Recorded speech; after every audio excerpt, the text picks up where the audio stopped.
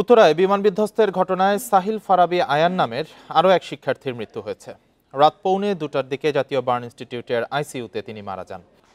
এ নিয়ে আরও জানাতে বার্ন ইনস্টিটিউট থেকে যোগ দিচ্ছেন সহকর্মী শাহাদাত স্বপন। স্বপন, আরও একজনের শিক্ষার্থীর মৃত্যু হলো রাতে, তো এখন কতজন আসলে আশঙ্কাজনক অবস্থায় আছে? লাইফ সাপোর্টে রাখা হয়েছে কয়েকজনকে জানিয়েছিলেন আপনি। চিকিৎসকেরা কি বলছেন? চিকিৎসার অগ্রগতি হচ্ছে কিনা? তারা কেউ আরোগ্যর পথে যাচ্ছেন কিনা? বান্ডেল থাকলে প্রতি সেনমানিতে টাকা বাঁচবে।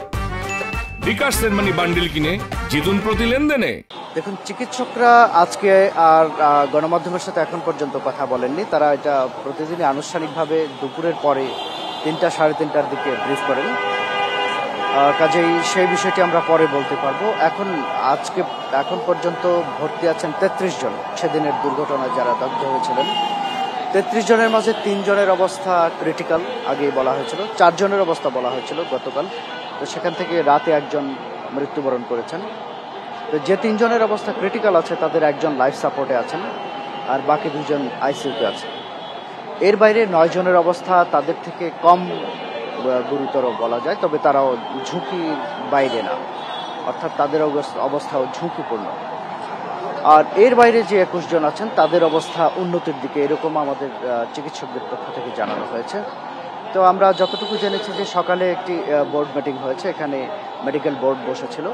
বাংলাদেশে জানেন যে বাংলাদেশের চিকিৎসকদের পাশাপাশি ভারত, সিঙ্গাপুর এবং চীনের চিকিৎসকরা এখানে যোগ দিয়েছেন, নার্সরাও আছেন।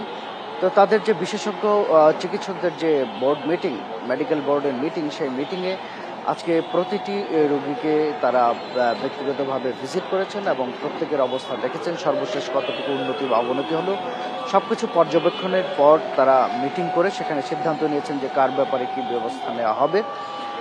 যাই হোক, আজকে আসার কথা এতটুকুই যে 21 জন আর কথা বলা হয়েছে যে উন্নতির দিকে, সেটি গত দিনেও কিন্তু উন্নতির দিকে ছিল। অর্থাৎ ধারণা করা যায় যে তারা হয়তো, যেটি বলা হয়েছিল যে আগামী 1 সপ্তাহের মধ্যে এখান থেকে অন্তত 10 জনকে রিলিজ দেওয়া হবে, সেই অংশে হয়তো এই 21 জন আছেন। গতকালই কিন্তু 2 জনকে রিলিজ দেওয়া হয়েছে। তো আজকে দুপুরের পর যে ব্রিফিংটি হবে, সেই ব্রিফিংয়ের পর আমরা আরও বিস্তারিত জানাতে পারবো। বার্ন ইনস্টিটিউট থেকে সর্বশেষ তথ্য দিচ্ছিলেন আমাদের সহকর্মী শাহাদাত স্বপন।